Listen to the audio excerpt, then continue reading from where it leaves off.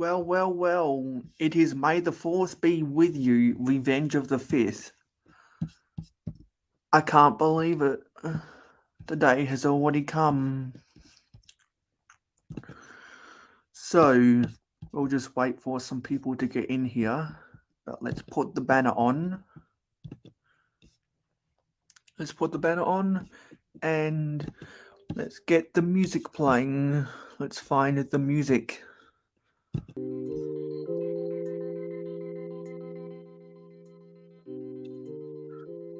Good. Now stream elements. Oopsie. That's not right.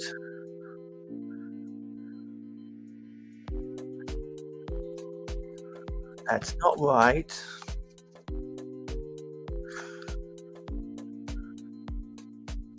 The raffle is not running.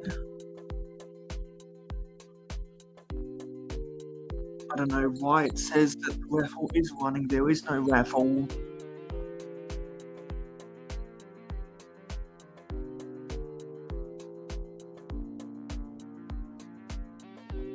That's not right at all.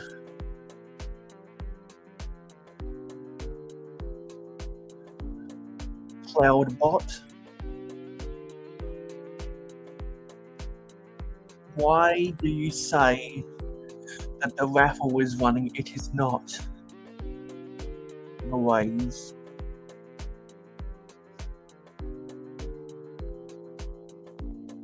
I have no idea why that is. Closed entries.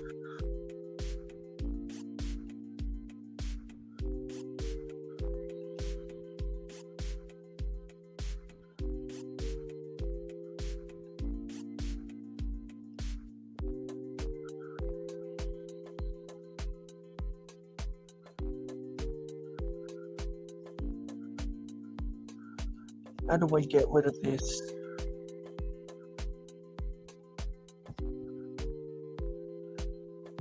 We want to cancel that. A giveaway.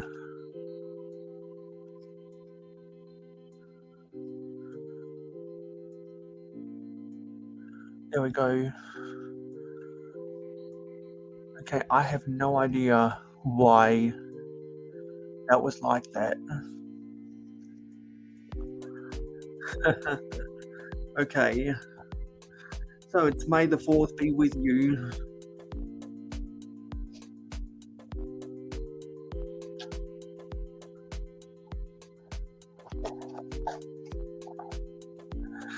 And I did a really cool video about my Ewok village. I'm gonna move some stuff out of the way first.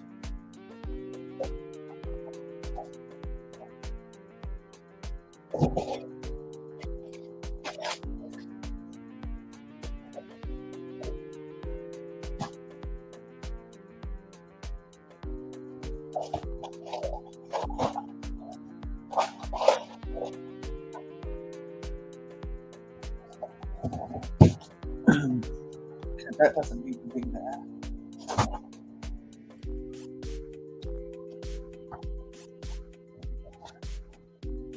I forget what's in here. Oh yeah, these are my drawers that I was using to build my May the 4th be with you project.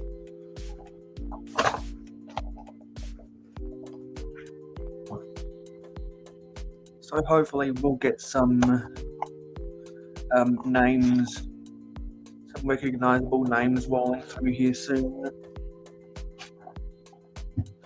And we have YOLO X. Hey YOLO. Happy May the 4th be with you.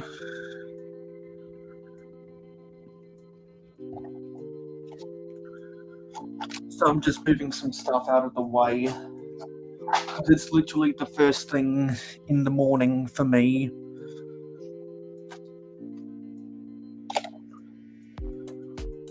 I had not moved anything off of my desk since I was live on Twitch on time earlier this week. clean off some of my stuff. I was trying to find the minifigures to put near my Ewok village map, and I moved heaven and earth to find them, because I thought I had to do something of my collection. So I'm glad I was able to find those. That while I was talking about that earlier today, now that's up available for people to watch.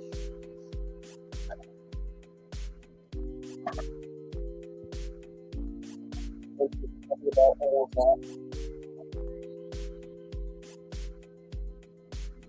And I filmed a few YouTube shorts about Star Wars 2, my Ray skyscraper, the Quick 5 billboard, is my Star Wars tower. I'll give you a little bit of a backstory about my Star Wars tower within Lego City. One day, I was like, you know what? I need a place to store my Star Wars figures. Because I bought the Anakin Skywalker when I was a 7-year-old back in 2008. And if anyone knows Star Wars sets from back in 2008, that's when the Clone Wars first came out, and all the minifigures, whether it was a Clone Wars set or not, for a while had the really weird facial details. They had blue eyes and weirdly shaped eyebrows, weirdly shaped mouths. Fortunately, none of them had weird noses like what we see in the Western thing. And that was my first time. And after that, before that, it was probably my birthday. I got 50 stormtrooper sacrifice.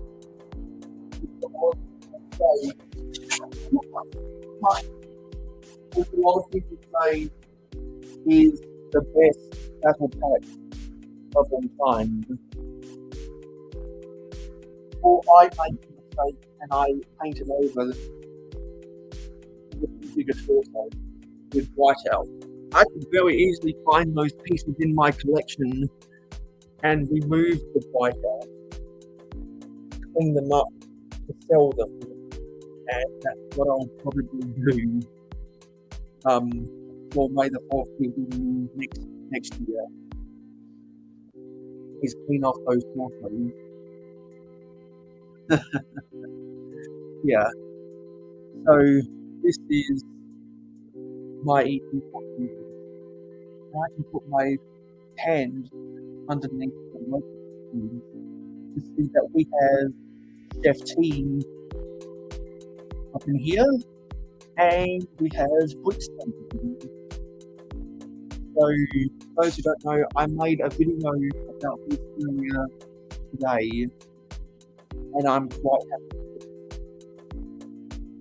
So, I'll give a little bit of the backstory with some expanded details that I didn't go through in the video I uploaded about this game.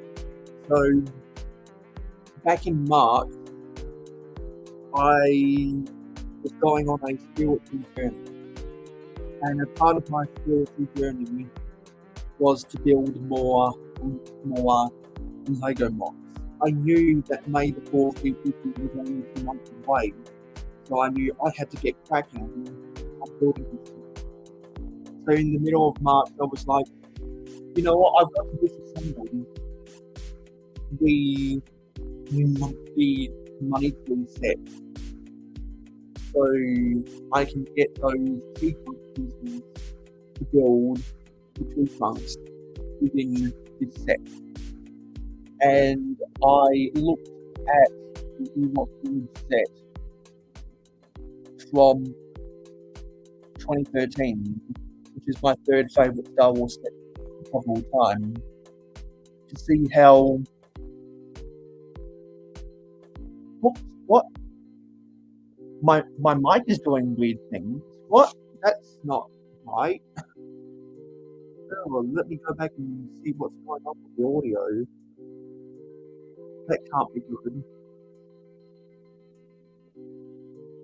What's going on with the audio?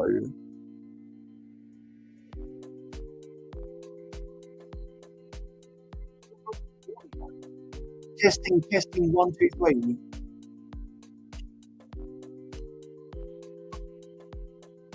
Testing, 1, 2, 3. Oh yeah, that's not good. Okay, let me try something different then. I'm not sure what would be wrong with the audio.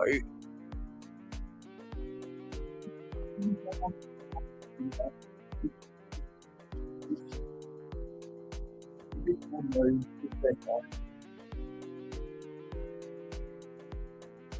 I've got a new computer now.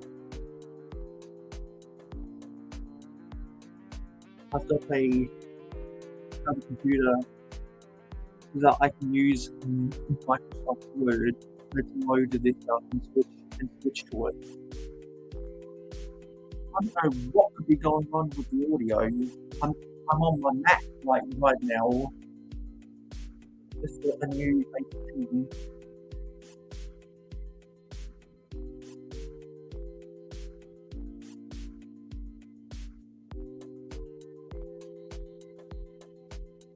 Wow, that's a really weird error. I have no idea why that could have gone wrong. That's really weird. I apologize deeply.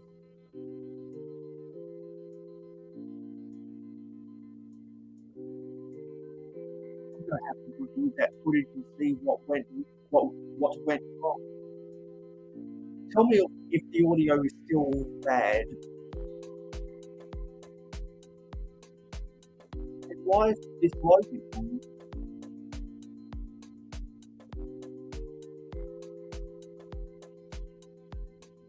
That's terrible. Yeah.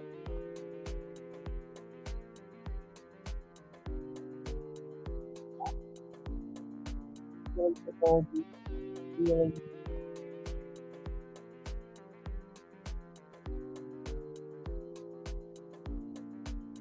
So let me put on my other phone there.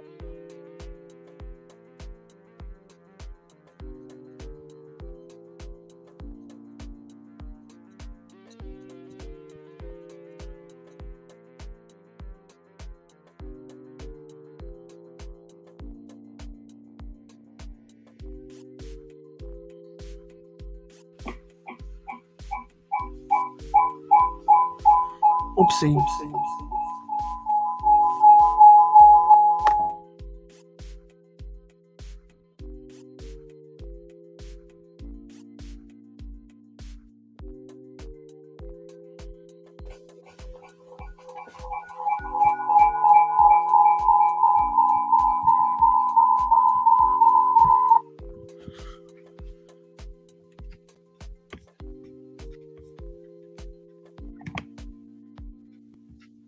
Okay, I see.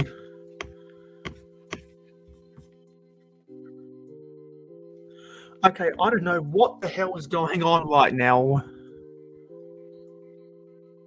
But that's not the right music. That is not the right music. What the hell is going on? What the hell is going on?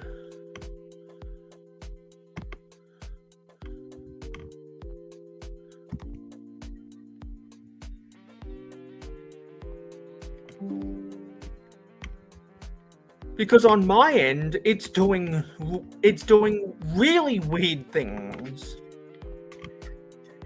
That is not right at all.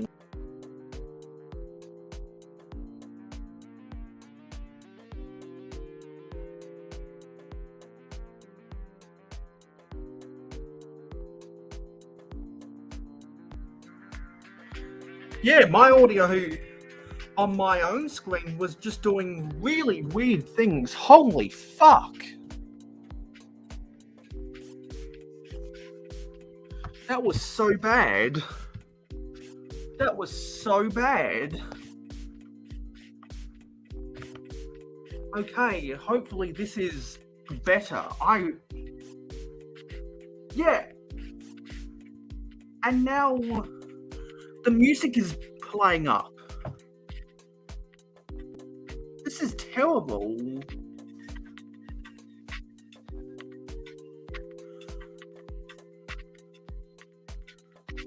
This is terrible.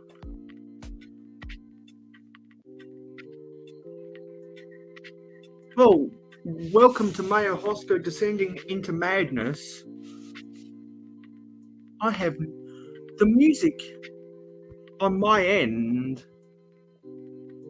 as a terrible output. I gotta reload this. What the hell is going on?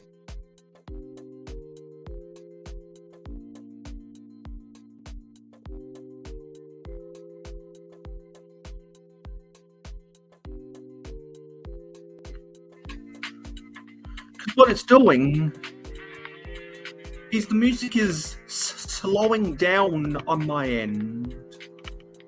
It's slowing down.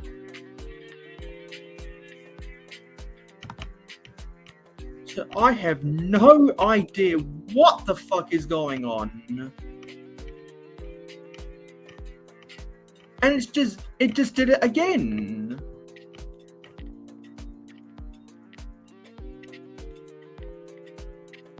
It just did it again. Yeah, I know that the music is fine. It's fine on the viewer's end, which is good. But it's just really weird on this end. Yeah, this is now one of the strangest live streams ever. What a strange live stream. Oh, hello, Coconut Brick Studios. Hello, Coconut. Says, the rope bridge is looking a little dangerous. It is. Because it's not supposed to be drooping this low. It's supposed to be stretched out like this.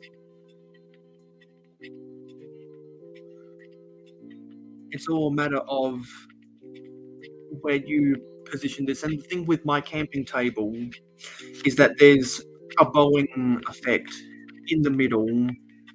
So it's supposed to be straight like this, but because it wants to tilt over, it creates ungodly gaps between each of the steps.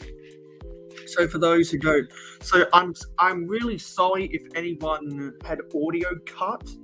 But as I was saying, I made a video about this 2 hours ago that I premiered on my channel. I premiered this on my channel,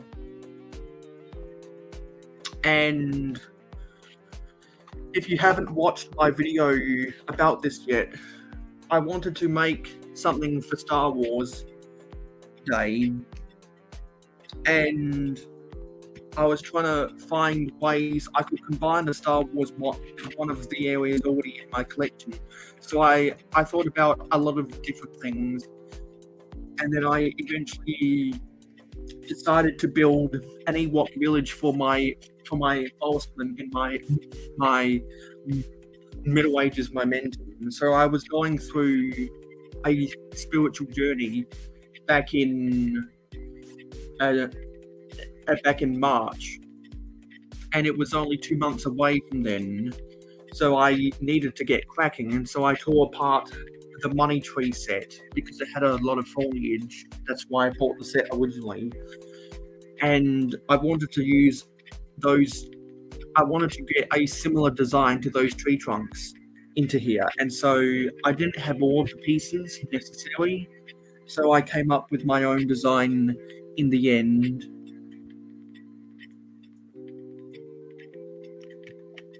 Yeah, this is really weird.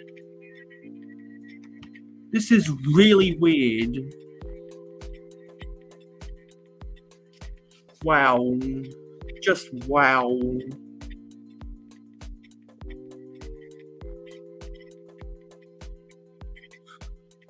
I apologize for all of this. Let me see if the audio is to that bad.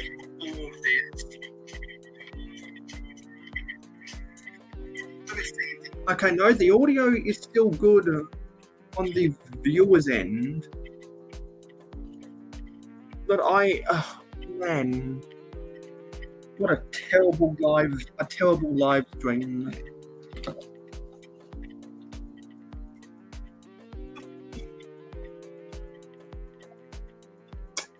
The audio is just fucked on my end. They are. So hopefully my audio isn't cutting out or anything. Hopefully it's not cutting out.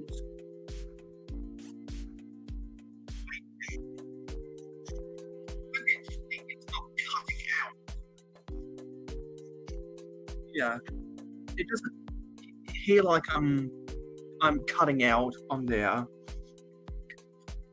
What a! I'm just totally distracted now. Anyway, I've got to move past all this shit. Yeah. And so if you see right there's an Easter egg of a koala right here, because where is it? Right here, because the koala person from the CMF Series 24 is my favourite of those CMFs for obvious reasons. I'm an Australian, so I hyped up the koala really badly. And so there's a bunch of small details on here. I wanted to specifically talk about this section of the mock right here. See if I can bring it closer to the camera. It's the spit. And it's hard to get a good angle of this. It's hard to get a good angle of this. But you can see that this helmet is spinning around.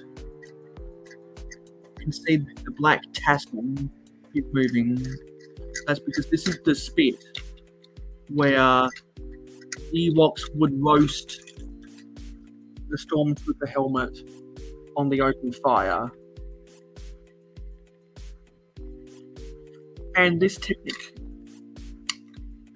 the bushing comes loose sometimes.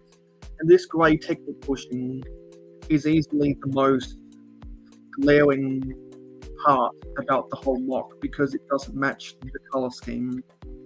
I don't think LEGO makes the half-long technique bushing in a brown. They might make it in a black, but I need to go back and look at the parts inventory on Bricklink to see if that piece exists in that colour.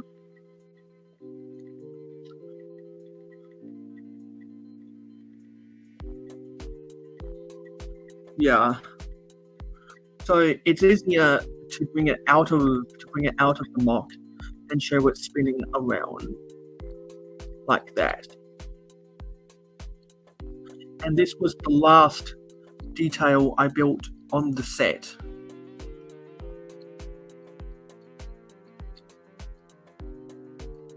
This was the last detail I built on the set. Was the spit roasting the castle knight's head instead of the stormtrooper's helmet. Sorry, the castle helmet. So I really like that, and that is positioned in this corner. So the head chef would be the only person accessing this corner. And it's hard with one hand to put this thing in because the interior detail is so cramped right here. But eventually I'll have to designate. I think it would be fun to get one of my chef's hat pieces and put it on the forestman who would be the head chef, so that he can be roasting the castle helmet on the open fire. And some of these details you see in here are from the 90th anniversary castle set. So I used the gate assembly to form a back wall right here. And there are two 1x16 reddish brown bricks from that set that are underneath here. And we have someone backstage, and it is Stud Sidious. Let's bring him onto the main show. What's up, Hey, man? Stud. What's up? Happy May the 4th be with you. Same to you. That's looking good, dude. It's coming along. Yeah, I made a video about this 2 hours ago because I was really happy with the way this project turned out. Oops, battery's running low. I'm going to have to charge this. And we also have John Sapola. Hello. Let me go get my charger. God, what a terrible live stream. Apparently the audio was all crackly over on my Mac. I don't know what's going on my Mac. Seems all right now. Yeah, it does seem alright now because I switched over to my new HP computer. I've been spending the last week programming it, which was a pain in the butt because That's the things one. weren't loading on because I had issues with OneDrive. That's the one beauty about going from a Mac to a new Mac is they seamlessly, like, just all your stuff stays with you. But obviously you can't do that when you go to an HP. So. Yeah, so I had to mess around with my computer, which took up a lot of my time this week, and I would have rather used that time to build more Lego mocks and to do a little bit more sorting, so that was unfortunate. But let's plug in this HP so that I don't go off the air. Dude, did you see what I put on the Instagram stories for May the 3rd? People that know Star Wars, there's one scene where Luke Skywalker's aunt and uncle get killed, and it's just their skeletons like smoking. It's like the most graphic scene ever in any Star Wars film. The Empire comes and destroys his uncle and aunt's place, and you just see their skeletons just burning. They're black and like smoking. So I did. Yesterday was May the 3rd degree burns be with you. Rest in peace, Uncle Owen and Aunt Peru. So May the 3rd now is a new Star Wars holiday in honor of his aunt and uncle that were burned to death. Okay, so May the 3rd degree burns be with you. Okay, so that's weird. I just put my laptop on charge and the music is back to normal. So it must have been a low battery issue that the music wasn't good on my end. That's weird. That wasn't the case on my old HP or my Mac. Don't know if it's specific to this model of HP, but I'm learning new stuff every day. And now I'm getting a mail actually quicker that I'm live on YouTube. Because if anyone remembers when I used to stream on my own HP, I would get an email that I'm live 3 hours after I went live. And I always used to make jokes about that being so slow. Yeah, so I'm learning new stuff every day about this computer. See, here it was. I should have made a reel of it. It's their skeleton bodies burning. It may the third degree burns be with you. Rest in peace, Uncle Owen. And The third degree pun. Yeah, that's May the 3rd now. Because Yeah. dude, it's well known that like that's the scene that killed everybody. Because Luke comes home and their skeletons are just smoking, and they've never showed skeletons ever again in Star Wars like that. So it's like it's just one of those iconic things. Lego would never make a set of it. Yeah, because Luke, your mission is complete. Now it's time to go blow up the Death Star.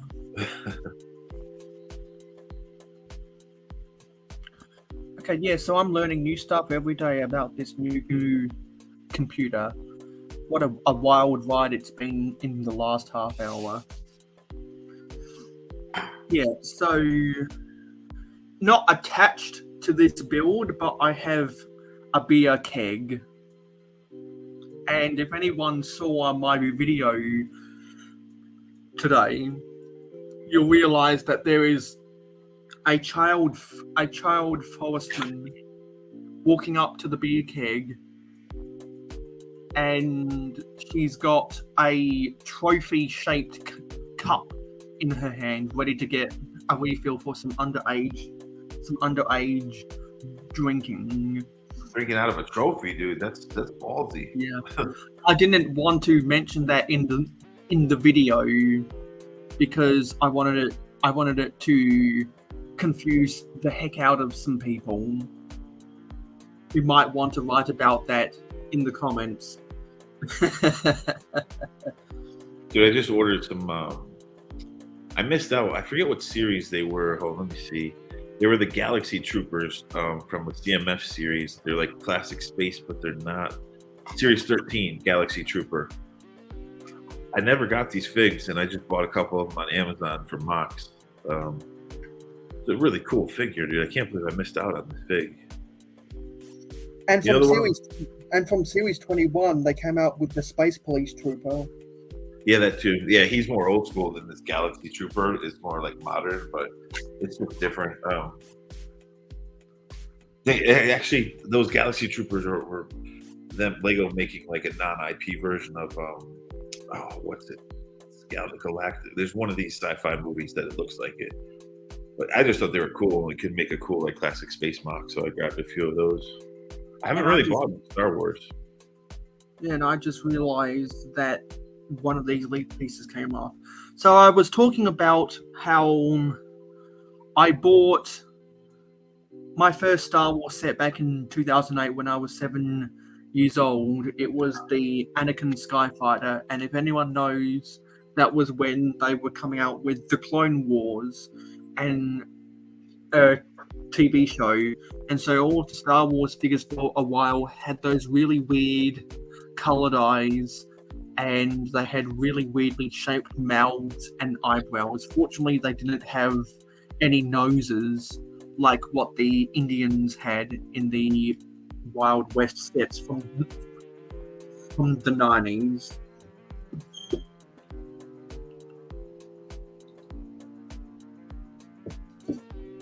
And I went 14 years without buying a Star Wars set because I wanted to do something for May the 4th Be With You 2022, and that's when I built the Mandalorian version of the Slave One, and then last year in September I built the UCS Luke's Land Speaker on camera. No, so throughout my live streams in September, I'll go and get those sets.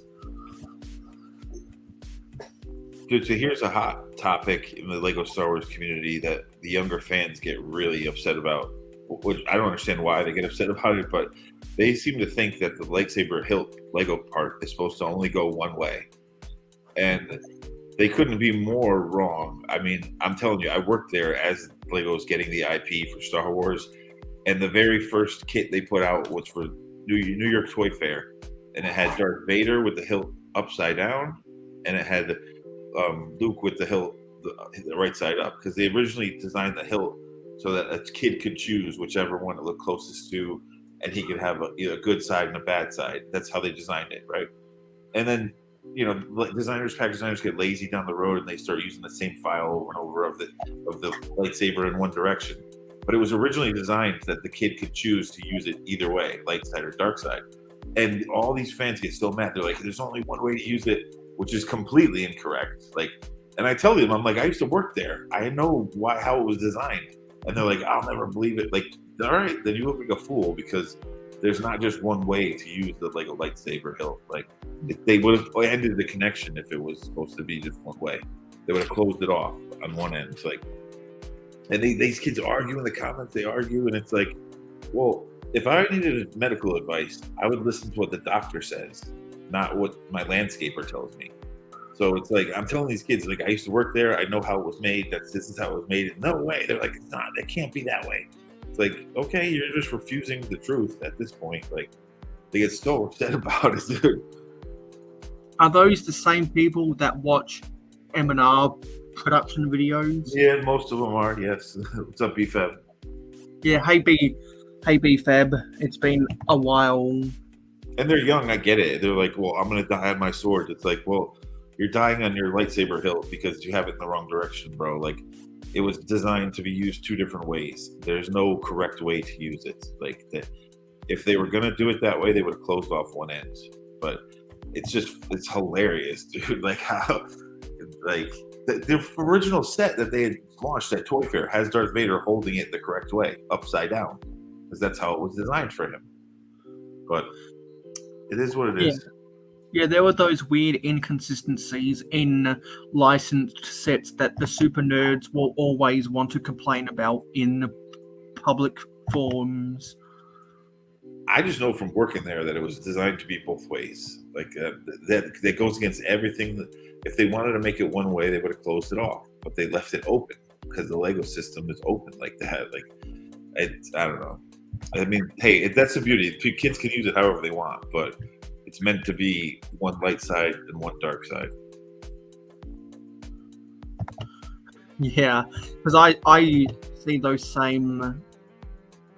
those same people talking about all that stuff all the time, and it gets annoying after a while. They get so triggered by it, dude. Like, yeah.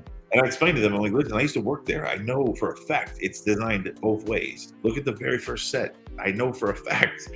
And they're like, yeah, whatever. Like, whatever you say. Okay. Well, I'm telling you the facts, and you don't want to believe it, then you could look like the idiot. I'm not me. So did they end up paying lip service to you? It's funny because in Ryan's video, like, when I commented about it, last I looked, it had like over 1,000 likes. And people were like, you're so right. There is supposed to be two different ways to use it. But then the young fans get so mad. They're like, no, it's only one way. I only ever see it one way. It's like, man, because the graphic designers are lazy and they use the same file of it upright and everything because it's easy. I used to be a graphic designer there. I know what I'm talking about. Yeah, so this is the slave one. I mean, Boba Fett starship. For some reason, the from the Cloud City set? No, it's the Mandalorian set. Oh, because I've been filming some YouTube shorts because one of them got really popular because of it's Star Wars, and so I've got a Boba Fett on top of my Star Wars tower mock right now, and I was going to go on a backstory about that, but people were saying my audio was shit, and so I had to rectify that problem. And so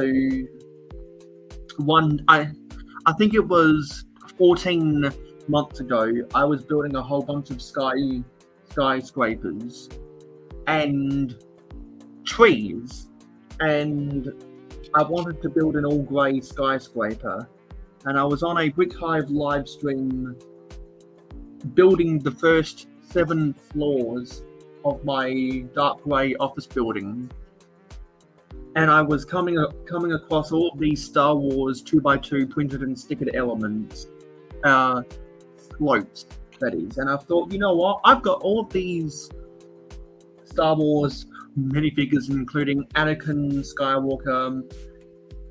I didn't have a Boba Fett yet. I didn't have C-3PO yet, and I didn't have Luke Skywalker yet. But I had some stormtroopers and something else, and I knew I was going to be buying those 2 Star Wars sets in 2022. So I thought, you know what? Let's use all these pieces and designate this to be a Star Wars tower, and that's what I did. And for those who don't know, Brick Hive is such a big Star Wars fan that when I got his membership package in mail, I wanted to use his sticker on a billboard, and so now his billboard is on top of the Star Wars tower in Mayo City, and it stands proud. And the only reason I haven't put a Boba Fett into one of the offices yet is because I'm too lazy. Yeah, I'm too lazy, and 2, I wanted to make some funny scenes out of it, and that's what I did. But this is I was messing with it's gonna be hard to see the lighting here because it's so light, but like a little classic space mech, done in black and red. I saw a picture of like a off-brand set kind of like this, and I just started going nuts, like just looking at it and then making my own version.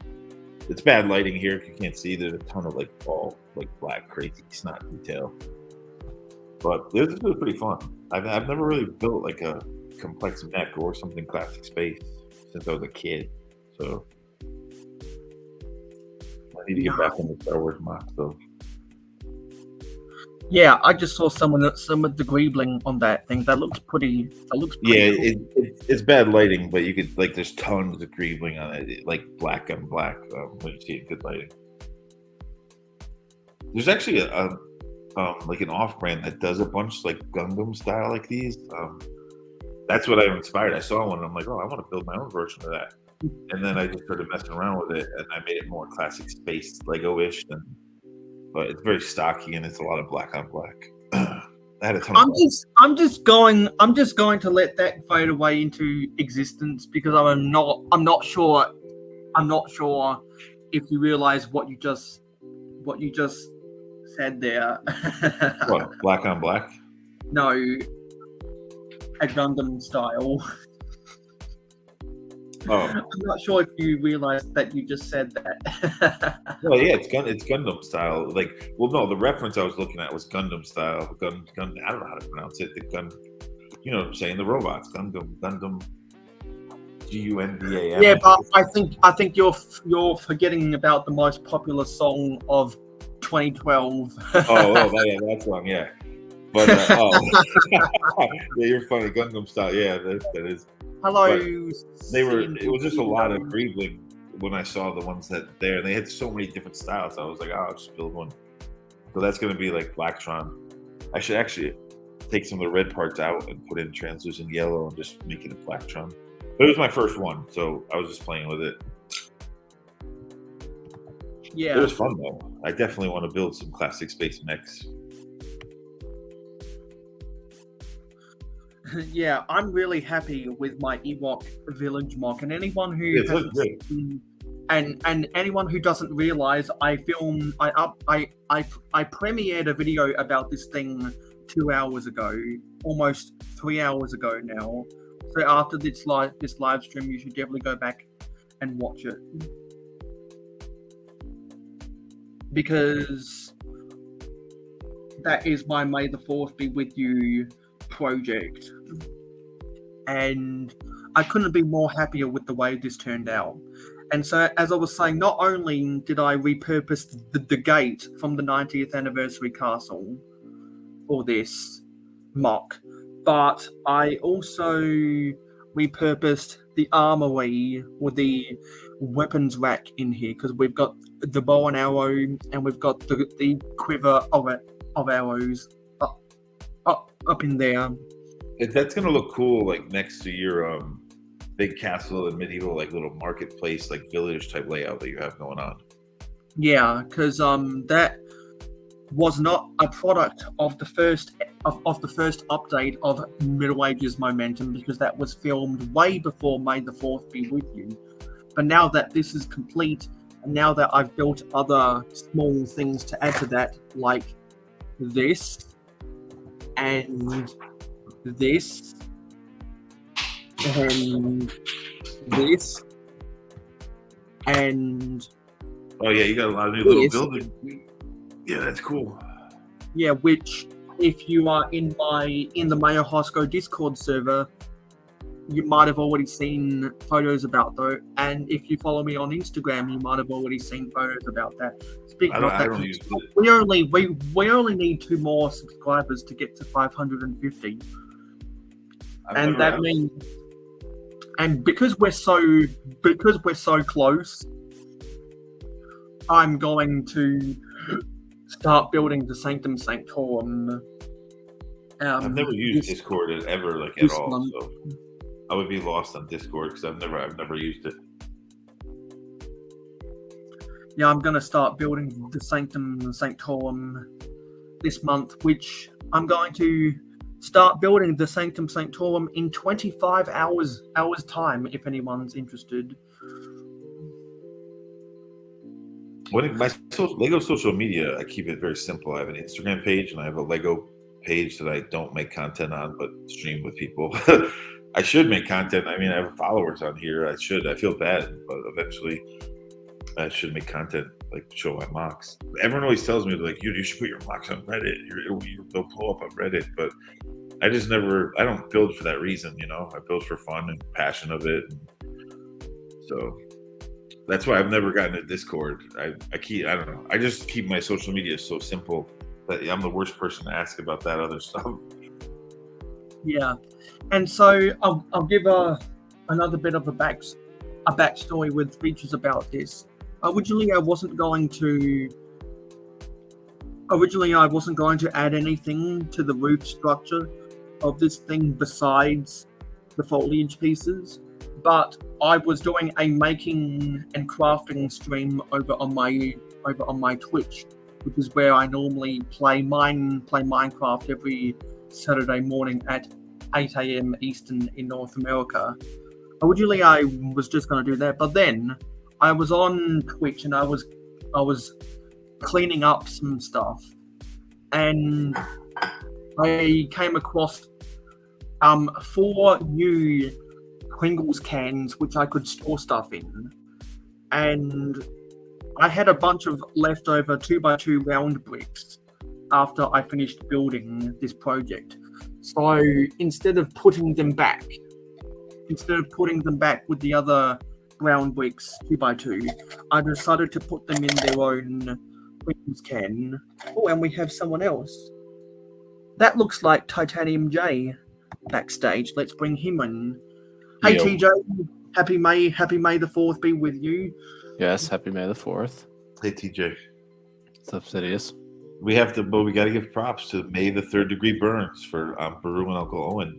The Empire celebrates May the 3rd degree burns. They don't celebrate May the 4th. They celebrate those roasted bodies, unfortunately. Right now, I'm not celebrating May the 3rd degree burns or May the 4th be with you. You're in the future. I'm celebrating Revenge of the 5th. Yeah, you're in the future already. Yeah, I can't believe there are some people who don't know what Revenge of the 5th is.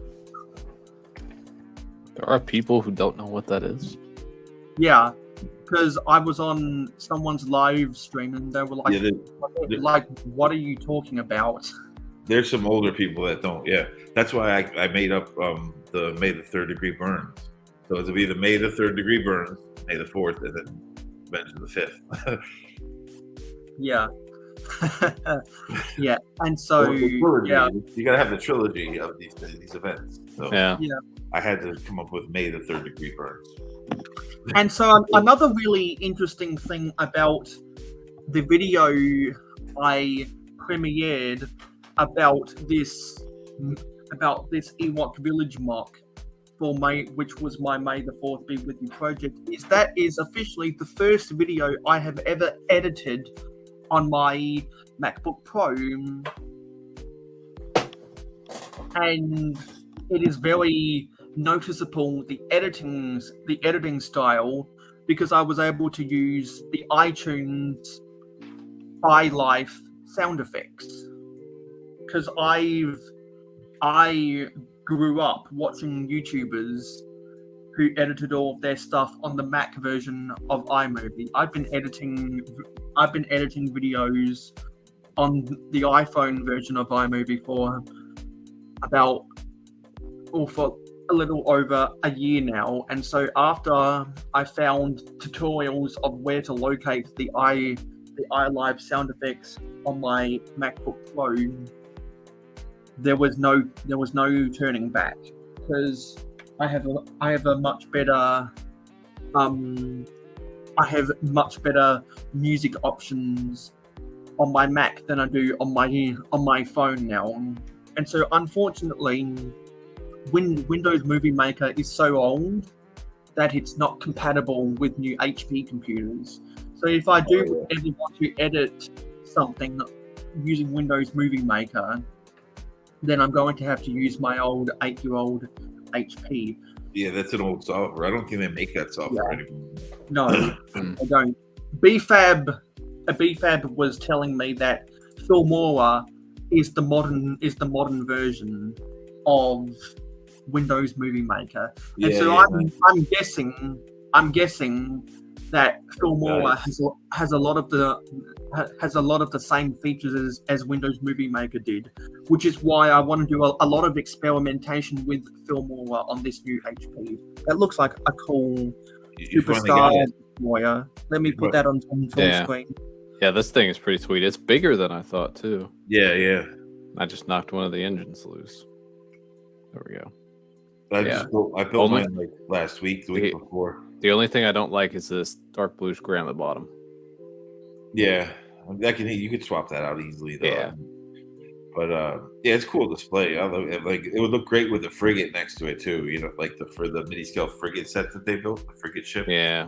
The special edition, like, and there's a mini scale Falcon too. Like, it would be a cool on display with it. Was it a Nebulon B frigate? And wasn't that exclusive? And wasn't that exclusive to North America?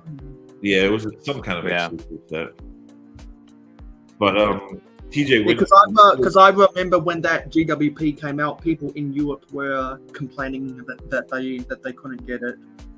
TJ, they took those displays down like 2 days after everyone complained in Walmart. They took them down. Then the weekend before, I saw it back up, but they had removed all the new sets.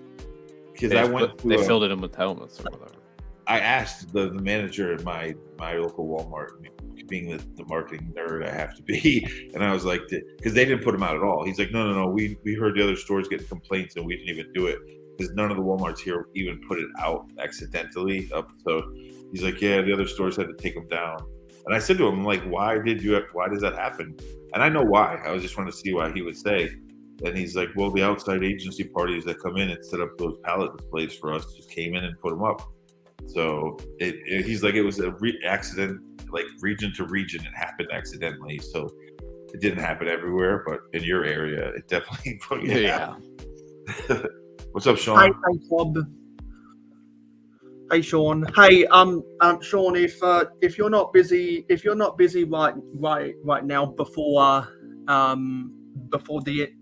your next episode of ACOB in 1 hour in 65 minutes, I will send you an invitation if you want to come on and talk about Star Wars, because we're talking all about Star Wars right now. So I've already given a little bit of a backstory about my experience with Star Wars, but I think the mic was having some terrible issues when I said that I also got gifted for either my 7th or my 8th birthday. Okay. Good. That I got gifted the Stormtrooper a battle pack, and I made the mistake of putting whiteout over their torsos because I wanted to make custom minifigures, and that didn't really pan out because I wasn't able to get the details I wanted. So probably this time next year on my live stream, for May the 4th be with you, I'm going to spend my time removing that old whiteout from those torsos. Oh, that sucks. Because a lot of people say that Stormtrooper battle pack was the best Star Wars battle pack of all time. Yeah.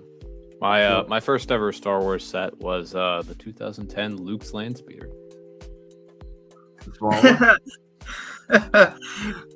Of course it is. It's a Luke's Landspeeder. Everyone, because everyone's first Star Wars set was a Luke's Landspeeder. Yeah, that said it. I'm curious which version it was. The 2010 version. I think I have that one. Yeah, it had I think what made it unique is it had all 4 of the characters who ride in the Landspeeder, plus a Sand Trooper and a Sentry Droid. Oh, it didn't have the Jawas. That's a different one. Yeah. And then another interesting thing with the Executor is that about a week ago, my sister was in Walmart and she spotted one on the top shelf of the toy aisle. I guess someone snuck it there or whatever. Yeah, they removed it when I went back over the weekend. Yeah. Of course they would in Walmart. Yeah. Well, it's weird because the Target's notorious for their early street date stuff too, and they had for 2 weeks early they had the Fang Fighter. Yeah, they had that Fang Fighter. No one. Yeah, there was tons of them too. And I was in the store going to get something else for a mock, and I was actually texting with Sean Acob about it, and he's like, grab it. I looked up and I'm like, you're right, dude, there's tons of them here, and they're not street dated. But I ended up getting a bunch of other things. I'll get that set eventually when it goes on sale. I want it, but I just want the little Astromech figure, so I'll wait. And I want to build them. I'll have the fun building them and tearing them back down. But that's one of those sets I'll just wait till it's $20 off, and then I'll get it. But yeah, I want to get that set eventually as well. I was shocked they had them early at Target though. And they weren't street dated. There was tons of them. I showed Sean a picture. He's like, yeah, he bought it a week earlier. Yeah. I'm not sure if anyone's realized, but these wings of the Mandalorian Boba Fett starship are so flimsy that this little wing section up front here with the wedge plates flew off this wing right here. So I've got no idea where that's gone. That's my only criticism about this set is that these wings do not have a good center of gravity. Yeah. They just don't have a good center of gravity. I wish instead of the smooth Technic pins, they had used the friction pins instead, so that you could get better posability with those wings. I still think this is one of the nicest slave ones they've made. The little one from the Cloud set. Yeah. Because it's got the fully round, you see the top pieces, the really big round chunks. It's chibi style, it's small, but this is one of the nicest slave ones I think. For play scale, definitely for sure. It's because you can see compared to that one, it's not all parted out. It's got a nice big smooth top to it. But it's you had to buy the whole Cloud City set to get it. And then we have my UCS. This is my UCS version right here. Mm-hmm. It's a cool little microfighter, but I only got it for the fig. But this one, I specifically bought it on Bricklink from someone who parted out that big Cloud City set because it was such a nice tiny build. I don't know. This is the perfect little slave one to me. So I never got the two bigger sets. I have the UCS one, the really big one. This one, that, but I've never gotten the in between slave ones. Ever. Yeah, I just have the Mando slave one. Yeah, that one was done good too. It was- was it like 60 50. bucks? 50 It was bucks? 50. Yeah, that one was done really I think nice. I got it on deal for 40. I don't remember. Yeah, I just It was a don't decent get it. set. I didn't get that one because I had this. I had the big UCS one. I was like, No. what? It's another. I got it because I wanted Boba Fett, even though the Boba Fett was bad. yeah. TJ's right. It was originally a $60 set because it was 80 in Australia, and I was on a Ben's Brick Design live stream where I was trying to pick out a Star Wars set. I originally had a budget of $50, but then I expanded that when I realized how cool some of the $60 sets from that wave were. And so I decided upon the Boba Fett Starship in the end because Boba Fett is my second favorite character behind Captain Rex. And I had so much fun putting that set together on last year's May the 4th Be With You live stream. And TJ talked about how the 2010 Luke's Landspeeder was his first Star Wars set. So I just had to bring out the big guns right here. We even got to. I'm so prototype Boba crazy. I even got the mugs. Yeah. Oh, Sidious, do you have this prototype Boba Fett? Yeah. Okay. So if you hadn't, I would have sold it to you. Yeah, no, I had. Chicago. Dude, I even made a battle damage version of my own of him, like just like the other Boba Fett figure, but in white, but with all his battle damage. That's how crazy I am about the prototype Boba Fett. I made my own version custom. I love that figure. You make a lot of custom figures, don't you? I more or less. I actually enjoy making custom figures from already existing printed Lego parts. Usually for mocks, I like that better. But occasionally, yeah, if I have to design it, I mean, I'm a graphic designer, so I just put the layout and have someone print it. Yeah, because you always talk about how good modern day pad printing is. Oh, printing, yeah. I'm So very. do you have a guy that does that for you? Yeah. Well, there's a couple. Usually, it's the vendors though that ask me. Like Firestar Toys would ask me to design stuff for them, like just torso art, and so I'd use their guy. I'd get connected to whoever prints their stuff, their pad printing, or so. It's usually just if someone asks me to make something for them, I just say, hey, give me some figs. You don't have to pay me that much. Just give me like a dozen of the figures that I design. And so I do that, but I'm just used to it because, I mean, I started out my career as a graphic designer, and you have to learn all the forms of printing: lithography, pad printing, reviewer, silk screening. Now it's direct to garment. Like, you have to know how to address like how your designs are going to be affected in pre-press and how the different printing techniques do different things. So I've just been very nerdy about it my entire life, career, because it's part of the business. Dude, I'm so obsessed with Boba Fett prototype. This was the one that got almost 10,000 likes. It shocked me. It's like a tiny little helmet, and the figure I designed is in the middle. Oh, that's nice. Yeah, it's like 9,410 likes. I was like, oh my, that's likes. And then I looked at the insights, and it was like millions of views. I was like, holy crap! Like, how did that get that crazy? But it's just a little tiny helmet. Well, did you put the hashtag prototype in your post? I don't know if you've seen these, Sidious. Yeah, the head Custom print. printed clone helmets. The head. I was going to say the one that Lego made. The head print was crooked. This is pad printed custom. Yeah, that thing's money. It's like straight on, dude. Like, yeah, Grandpa Clone Customs, I think, is what they're called. It's like $250 on their website. I got it from Ryan's shop for $3 a helmet.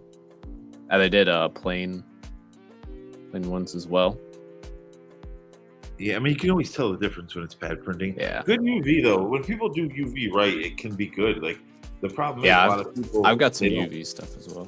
a lot of people with the UV, they're pumping them out and they're not paying attention to the calibration of the machine. And that's when you get bumpy figures. It starts to calibration goes off. So, but if you get a nice clean UV, usually they're good. But yeah, a lot of people.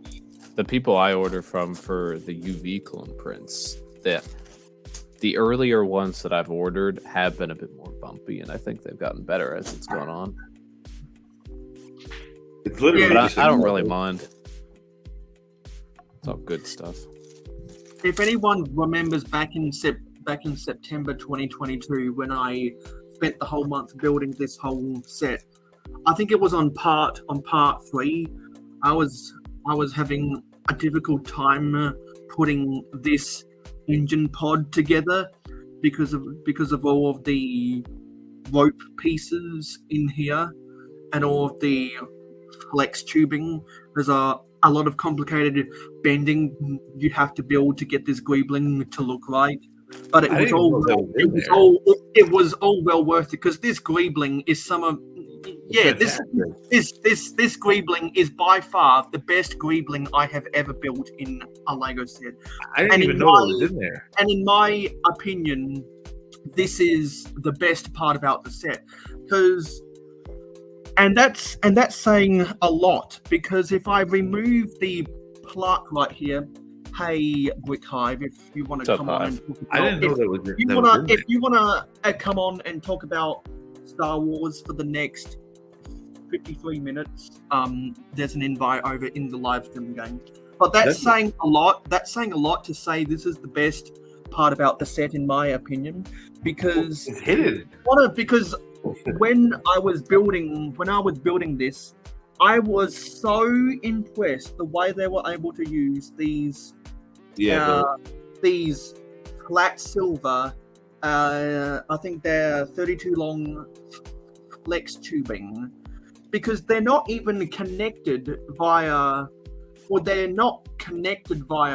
studs or bar holes. Well, that's true. They are just resting. They're just resting on top of tiles. I didn't know At both the front end and where this tile is. Man, that thing's a really cool build.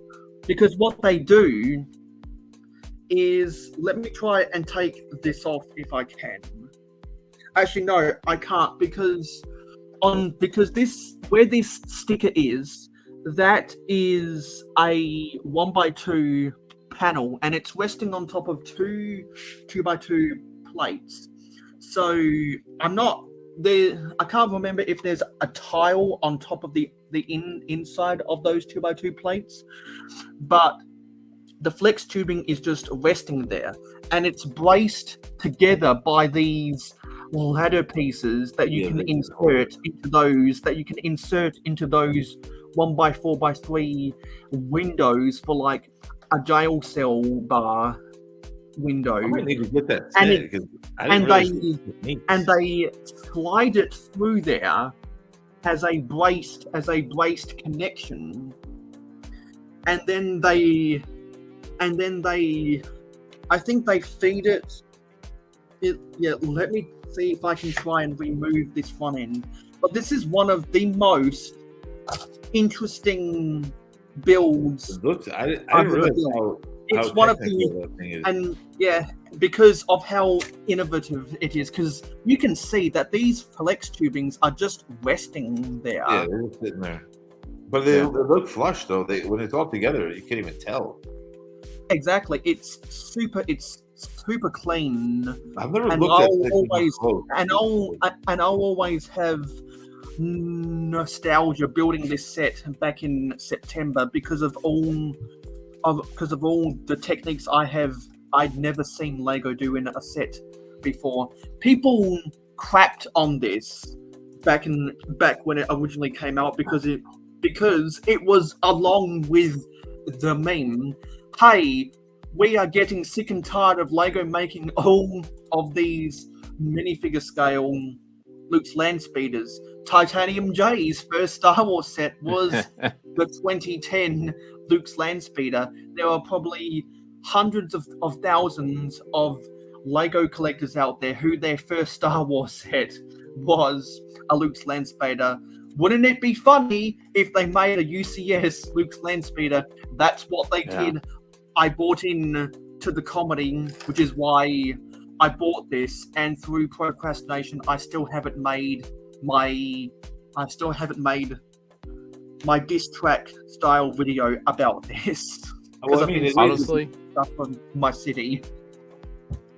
It is one of the most iconic. It's like one of the first Star Wars vehicle toys that Kenner made with Luke's Landspeeder. So, I mean, it's an iconic ship, if you can call it that. You know, technically it is a ship, but I didn't realize how intense the build techniques were on that thing. I never looked at it that close. That thing's like, and with all the greebling inside the engine, when you open it up, like that you showed, that's pretty cool. Yeah, I think people just like gave this set a lot of crap because it was Luke's Landspeeder and didn't look beyond that. Because it's a decent set. It's just we get a Luke's Landspeeder every 5 minutes. Yeah. But the techniques on that thing are so. I never looked that close at it, and like I thought those were like vent pieces. You know, I just thought like, oh, it's a bunch of vent pieces inside. But then actually, it makes sense to go around the bend that wouldn't be possible. I just never looked at it like that. Like it's pretty cool part too. Really cool. Yeah, I've totally just wrecked this build trying to show the interior or trying to show the techniques of how this was put together, but I think it was well worth it to show the viewers who I mean, that's really cool. Who forgot that I built this thing back in September. That's really cool. Like I've never realized. Again, like I said, though, I never looked at it up close. I always just, I'm not going to get that set. I don't want that set. But the design of it is pretty rad. Yeah, so I've totally wrecked the interior of this. Let me try and put this back together. How much was that thing? 300? It's like 200 something, I think. I forget exactly. It's not bad. It's big. Yeah, I want to say 240. It's definitely from before the price hikes. Yeah, because originally it was a 320 Australian dollar set, and then it was originally a 240. It was originally a 270 Australian dollar set, and then with the price hike, it jumped up by $50 to 320. So good thing I bought this before the price hike. Yeah, because now if they put that out now, they'd probably charge $400 for that thing.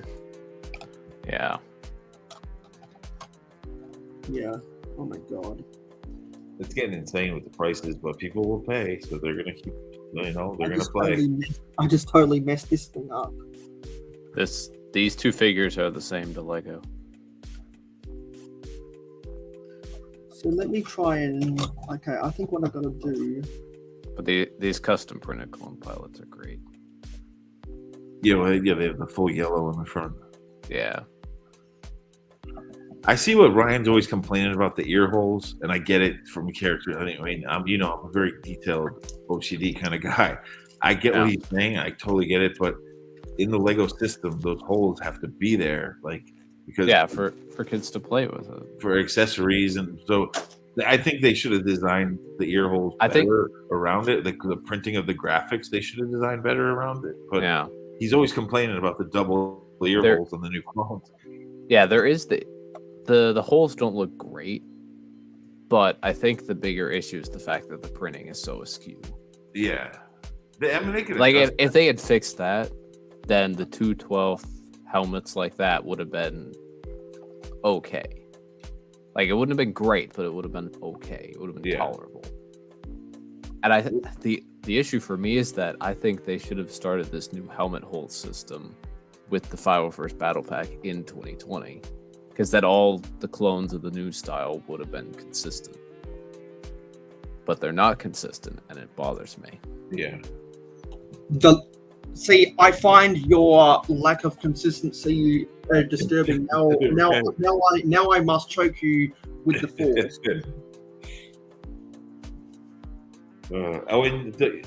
That's the thing. They could make helmet molds that don't have the indents for like the accessories that go on the helmets. But you know how Lego is. They're gonna people complained when they did the Gar Saxon figure, and then for the They use the same spiked helmet for the armorer, who obviously has a different set of spikes, and they look totally different.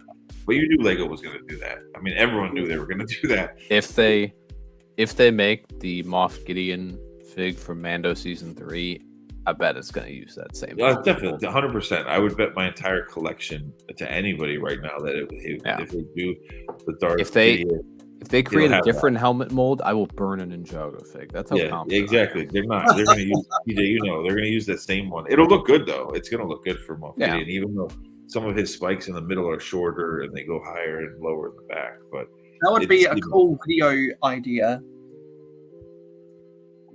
Okay, I'm not sure if that's a product of my data leak or not, but hello, Penny Tapu. Thank you for being here. I meant to ask you, this whole Dreams TV series is like dropping soon on YouTube, like well before this. Well, the first episode at least is dropping on YouTube. I don't know if all of it's dropping on YouTube yet. Someone was saying that like it's dropping like in 2 weeks or something like that. Like May 15th is when at least the first episode comes out, because I saw a premiere for it. Is it tied into? My question to you is: do you know if it's tied into Ninjago? We don't know that yet. They did those promos. Yeah, they did those promos.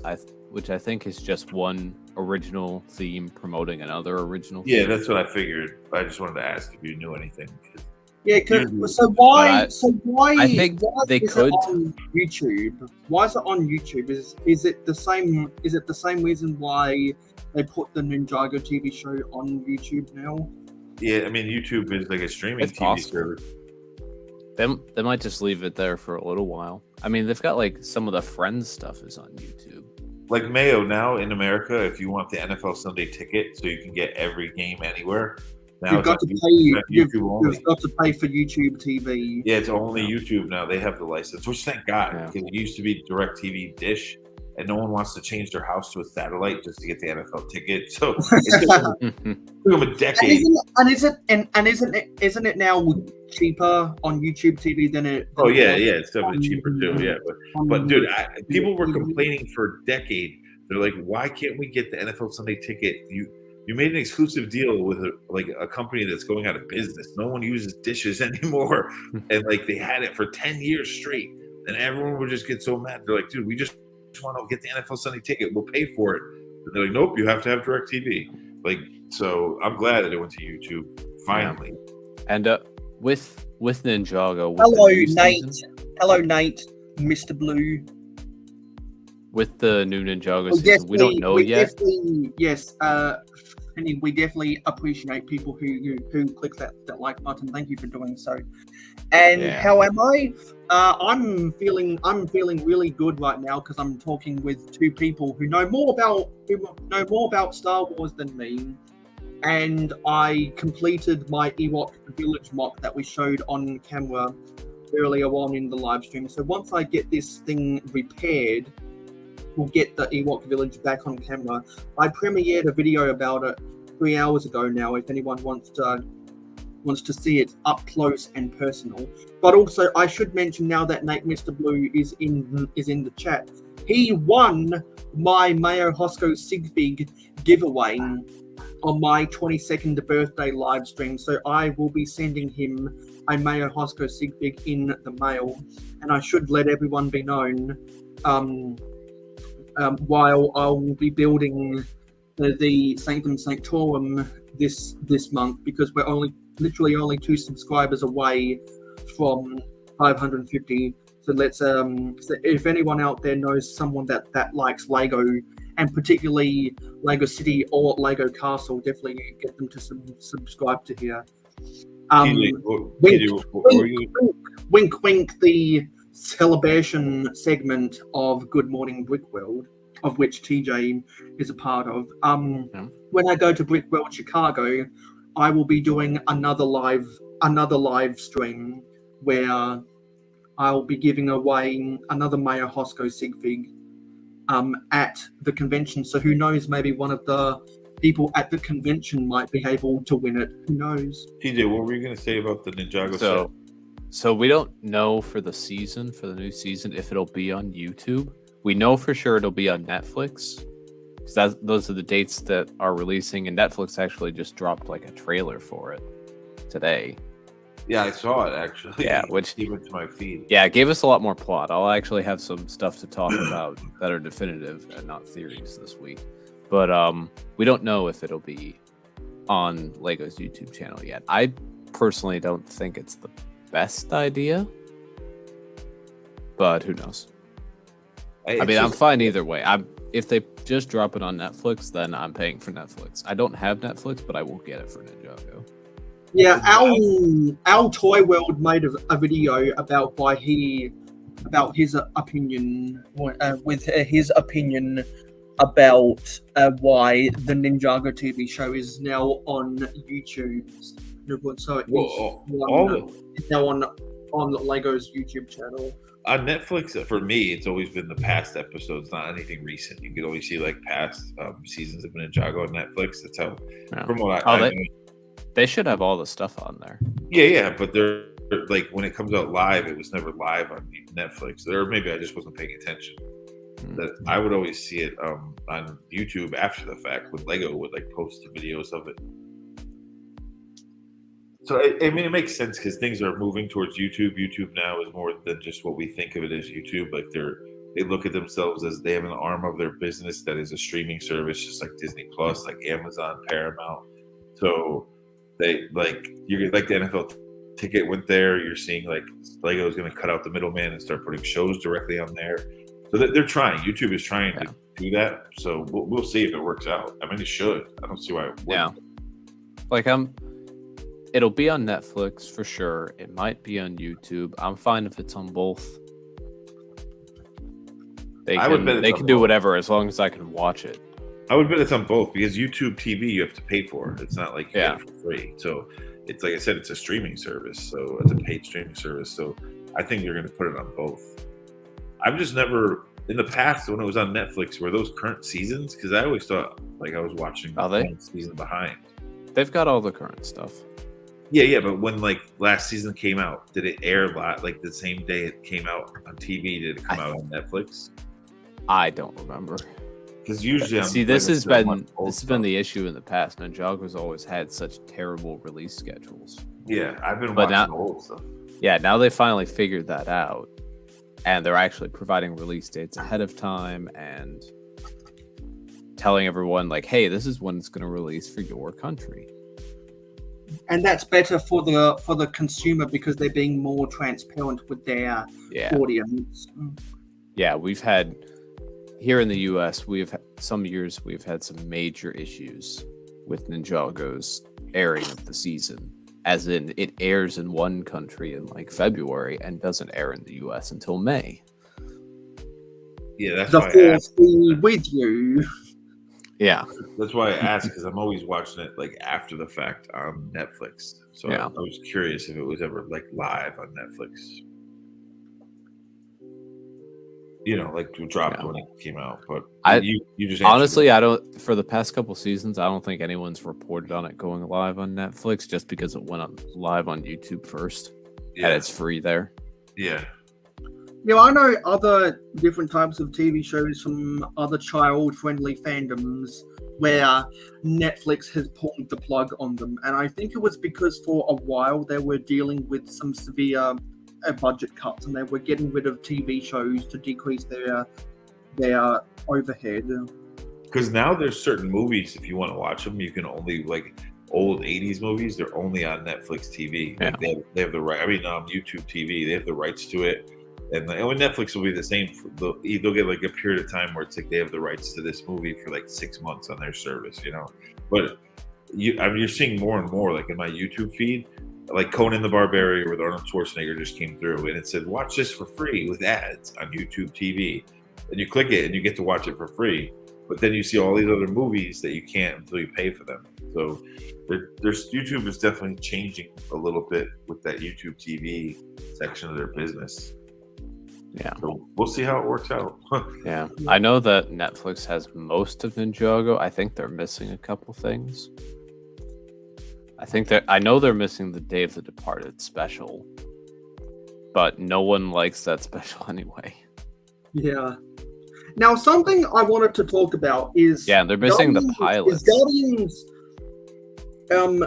Guardians of the Galaxy got released yesterday. I have no idea why Disney, who owns both Marvel and Star Wars, decided to release Guardians of the Galaxy Volume 3 on International Star Wars Day. I'm not big enough of a Marvel fan or a Disney enthusiast to understand why they did that. I need someone to help me out over the weekend why they made that decision, because I find it so strange. Why would you want to mix up the two fan bases? Probably because other than Star Wars Visions, nothing's dropping for Star Wars. Like, there's no big movie this year or anything like that, or TV show currently. So, Visions is cool, but since it's straight to Disney Plus, Marvel's probably just like, yeah, we can release a movie now. But my thought about it is, I mean, you couldn't wait until the 6th to release the movie. That's on a Saturday. More people are likely to go watch movies on the weekend. I just find the release date of that to be rather strange. Well, they always put out movies on like Thursday night, Friday morning. Yeah, but that's not a Disney. But they're not a Disney movies. This is a Disney property, which I find really weird. I watched the new Peter Pan movie. Speaking of Disney, and it wasn't bad. It wasn't good. I mean, I still think the one with Robin Williams was better. But I mean, I grew up on Robin Williams, and Mork and Mindy, and all that old crap. So I thought this new Peter Pan, it's stuck the same. It was, how many times are you going to do the story the same? Like it was. I mean, it wasn't bad, like I said, but how many times can you redo that story?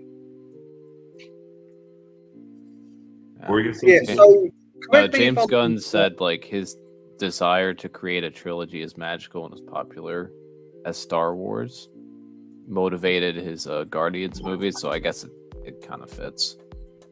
Okay. I don't know. So it might be to do with the director. Yeah. Did either of you guys see the Peter Pan movie, the new one?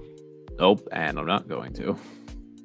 Yeah, I don't know. It was just like one of those things where I was designing and I put movies on in the background and I was paying attention to it. Like I was actually sucked into it. So it was good, but it's like I know the story over and out. Like I'm 50 years old. I've seen it and heard it a million different ways. Yeah. And it was just the same old Peter Pan, like same old story.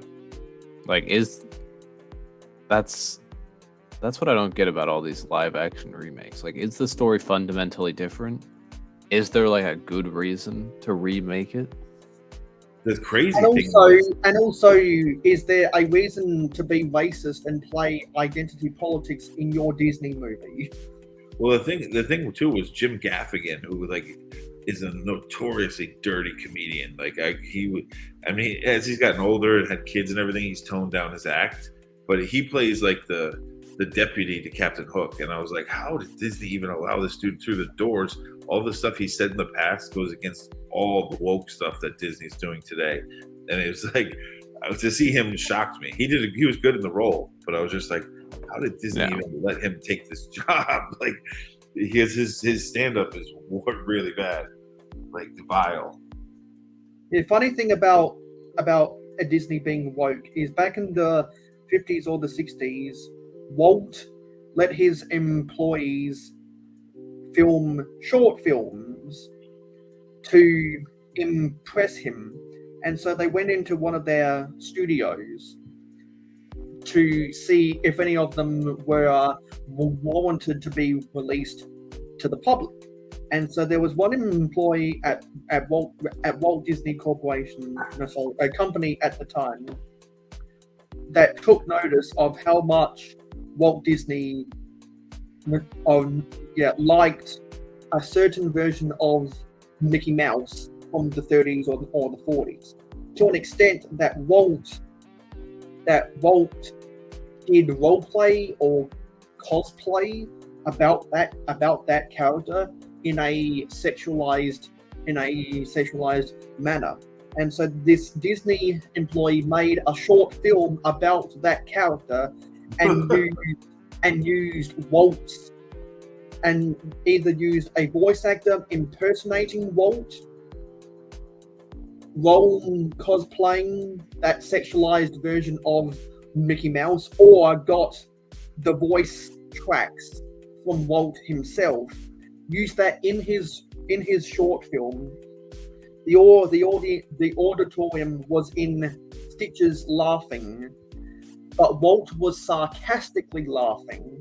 So he comes up to the guy, and I'm paraphrasing here, "This is really good, you're fired," because that goes against the magic of a Disney movie.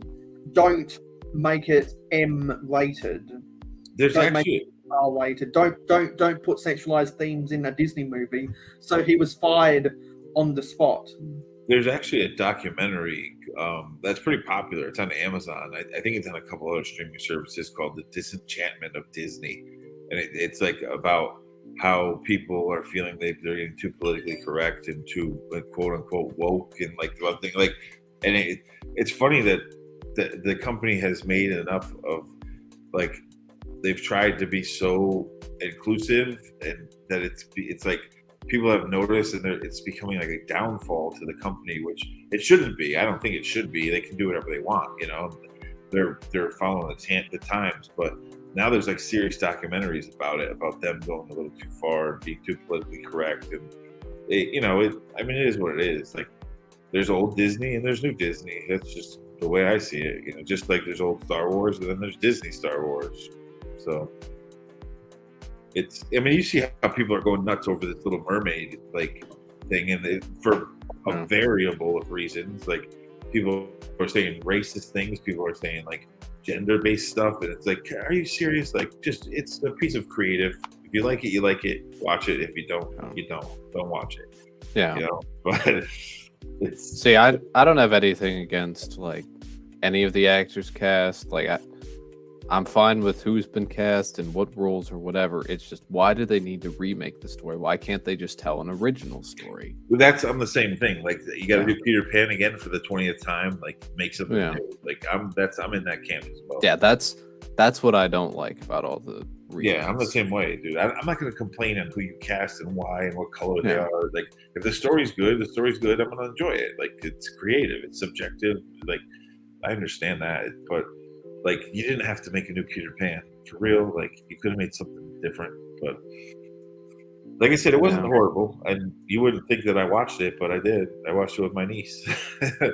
She enjoyed it, but then I showed her the old Peter Pan I grew up on, which was like a VHS musical of a play on Broadway. You know, Peter Pan, and completely different. Yeah, it's amazing how badly Disney and their internal operations make these decisions, because they're really odd. Dude, when I worked there, they used to joke. I'm not kidding, because when I was a kid, when Walt Disney died, there was a thing that they froze him, and he was going to be the first person they're going to revive from the dead in the future. So they would always joke. They'd be like, and this was in the New York Disney office, not even in like Florida or California. I was in the New York office for a majority of my time working there.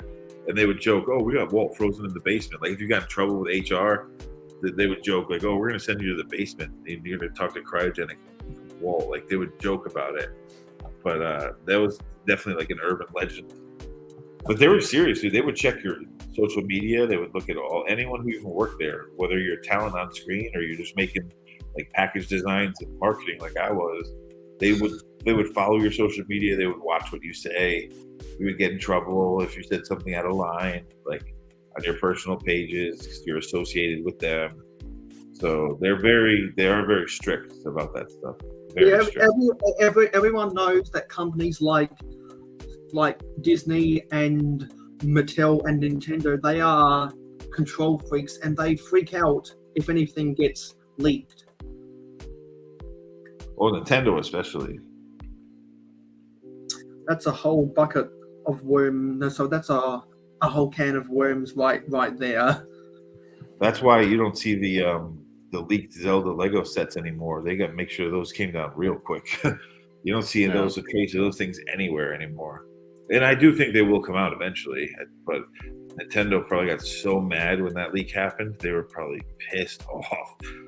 So they're notorious for they will sue you if you sign an NDA form with them and you leak something or you just spill the beans on what you're working on. They will sue you. They will take you to court real fast. Yeah, it's funny how those companies operate because they can be so petty.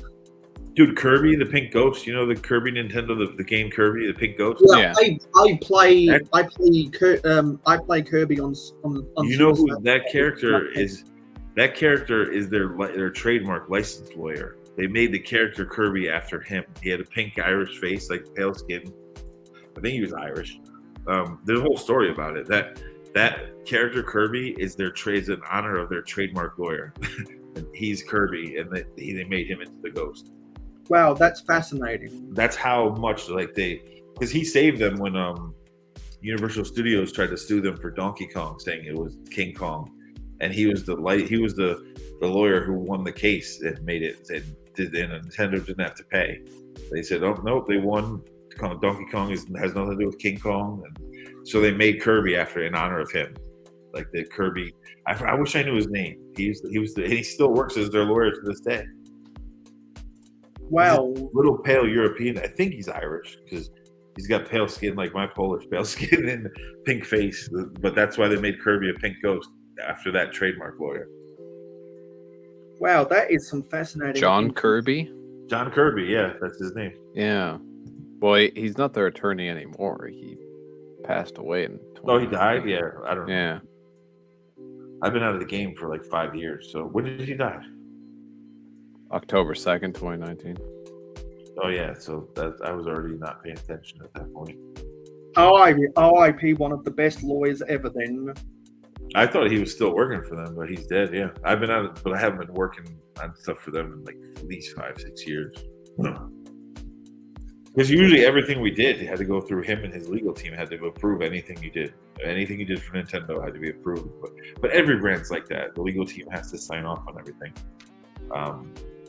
Well, they're supposed to, at least. Most companies kind of don't pay attention to that, which they should. But yeah. So while we're talking about leaks, I was watching a podcast, and they talked about how with the prequels in the 90s, in the 2000s, they exposed a lot of stuff in the blooper reels at the ends of the movies that Disney didn't like, and so when Disney bought Star Wars, they made sure that to not do that stuff at the end of their movies anymore, because Disney is more concerned about that type of information getting out than what George Lucas ever was. Because I'm not sure how recently anyone's watched the prequels, but that was kind of interesting to hear about, because I've never watched the prequels. I should say I've only ever seen the first scene of The Phantom Menace. I've only ever seen the second scene of Attack of the Clones, and I've only seen the Anakin Skywalker transformation to Darth Vader on YouTube, because people make comedy about how the Emperor sounds, and so I've only ever seen that on YouTube, and so I've never seen the ends of those. I've never seen the ends of those movies.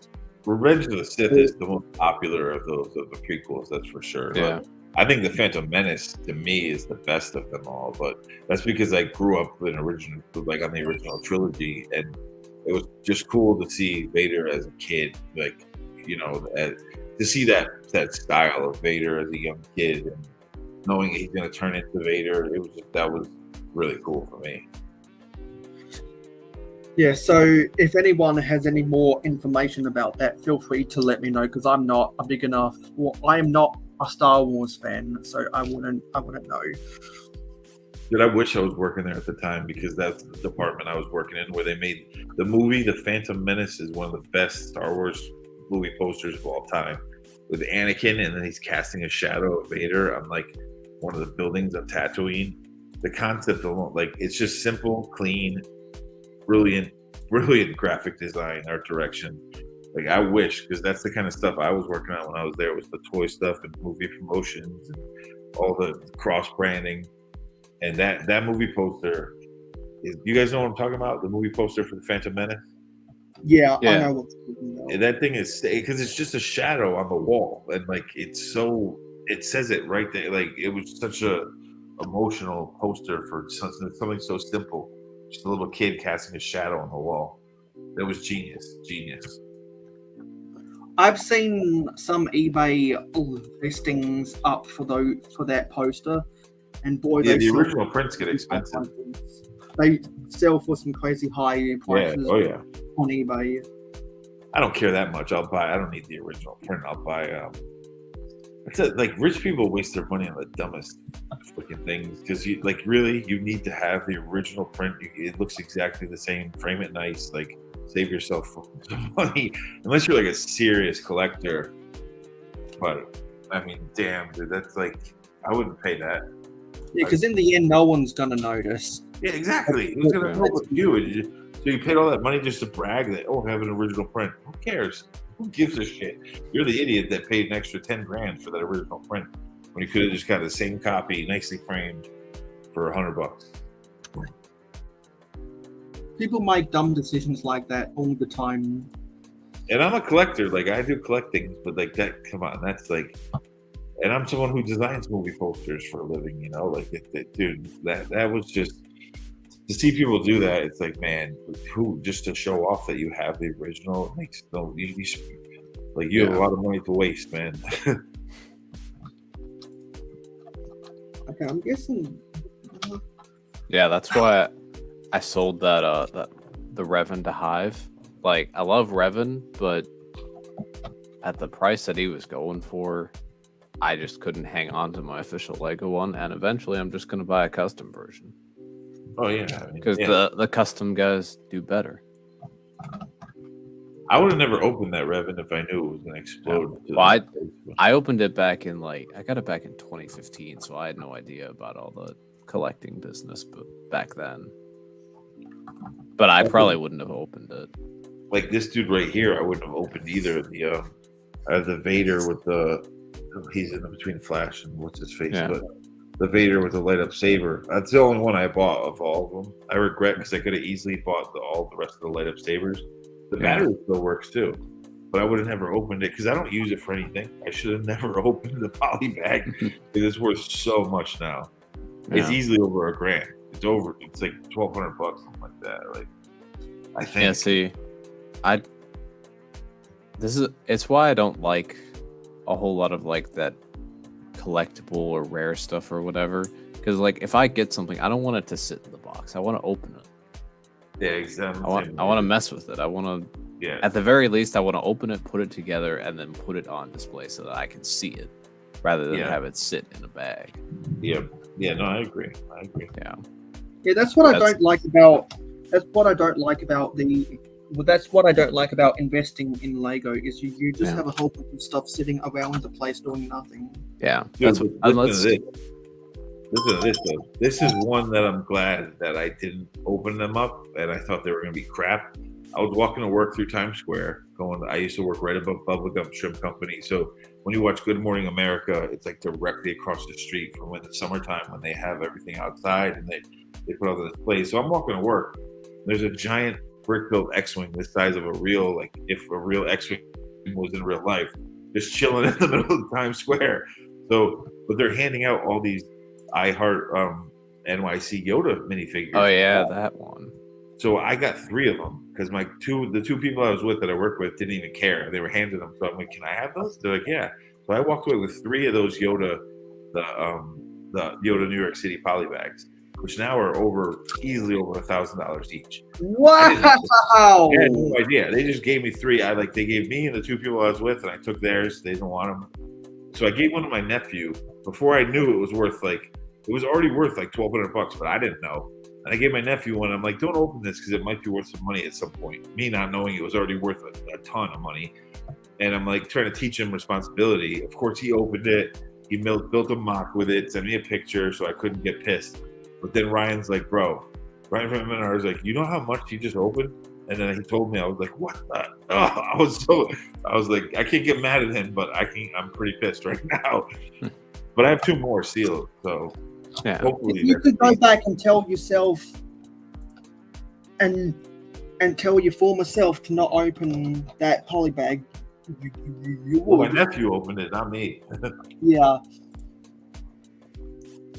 But yeah, he'll regret it when he gets older and realizes the one I gave him to teach him to save. Because when I was a kid his age, my grandfather would give me coins and say, "Don't get rid of this, keep this. It's gonna be worth money." And it would taught me responsibility. But with him, he just opened it and made art with it. So I couldn't get mad at him because he sees what I do and make art with Lego. So I couldn't get pissed. But I was pissed when I found out what it was worth. As any collector would be. But that's the only thing that I've ever gotten real lucky with that's worth a lot of money in Lego is that I never opened those things. Yeah. Yeah, see, this is why I collect Ninjago. The majority of it isn't anywhere near the value of all the Star Wars stuff. So I don't feel as bad about opening it all. Well, I was talking about on Matt's stream, like, they made the Emperor minifig, which ACOB is obsessed with. Sean loves the Emperor, so do I. But to get the Uncle Owen, it's like $120, $150. Yeah. Uncle Owen was in one set. He was in the Jawas UCS, like, big sandcrawler. Yeah, well, there was an older version of him and a different sandcrawler, but yeah. Yeah, but either way, his figure's up. You know what I mean? It's like, I haven't seen the older one. Is it Yellowface? No, it's got the tan face, but it's got all black eyes. There's no pupils in him. So is he gray hair like the other one that came in? Yeah, he's got gray hair. He's got that hair that they used for Return of the Jedi Luke for the longest time. Yeah. Same hair they used for I didn't know Obi-Wan. there was 2 of him.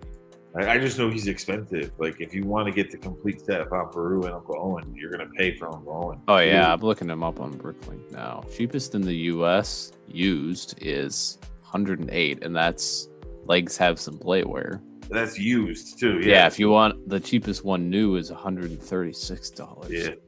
I knew it. I knew it was like 125 to 150. Yeah, see, this... I can't go back to Star Wars. I can't go back to collect stuff that I didn't get when it was out. The Yoda fig is just crazy to me because I was like, dude, this is especially like I was walking to a promotional marketing agency as I got that promotional marketing figure. You know what I'm saying? So from someone like my point of view, it's like I'm going to make stuff like this right now. This is nothing. It's crap, you know. But I just because I was a Star Wars fan, my friends didn't want theirs. My coworkers, I took them. And who knew that a little stupid, dumb Yoda fig would end up being like $1,000? Like, Yeah. I'm gonna have to use the instructions to learn how to put this back together now, because I think I've lost pieces in the interior. When I sold most of my Star Wars collection, the only things I really regret now that I should have kept are some of the Jedi. I regret getting rid of some of those guys.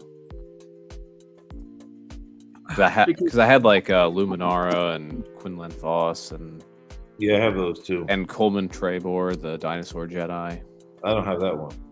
Yeah, he was in that 2013 ATTE. Yeah, but I don't buy many of the like prequels clone sets. So but I do have what's his face that you mentioned, Obi-Wan buddy that looked like he was Tarzan. What's his face? You should mention Quinlan. Yeah, Quinlan Voss. Yeah. Yeah, I have him.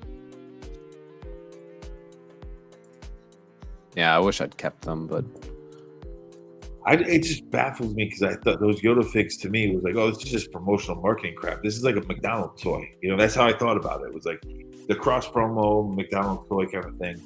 And now they're like, TJ, what are they worth now? Like, I'm curious because they were like $1,000 or $1,200. Those Yodas, the New York Yodas. Last time I looked, let me find Yoda.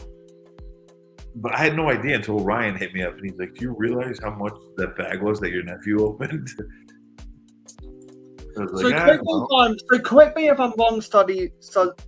Are you going to be appearing on ACOB in 10 minutes? no. I just I'm a moderator in the stream and I promote the shirts and stuff for them in there. So Yeah, I can because join. I can join. Oh yeah, the cheapest anywhere is in Indonesia, but it has a misprint somewhere. Let's see if I want one that's used without a Well, misprint. there's a lot of fakes. There's a lot of fakes. Like, what's Yeah. the value of the cheapest new and sealed is 6,000, Jesus Christ! Are you wow. dude? and that's in France. Are you Cheapest in the U.S. bro? So I have is- $1,200 in two fakes. The cheapest in the U.S. is 8,450. What the fuck?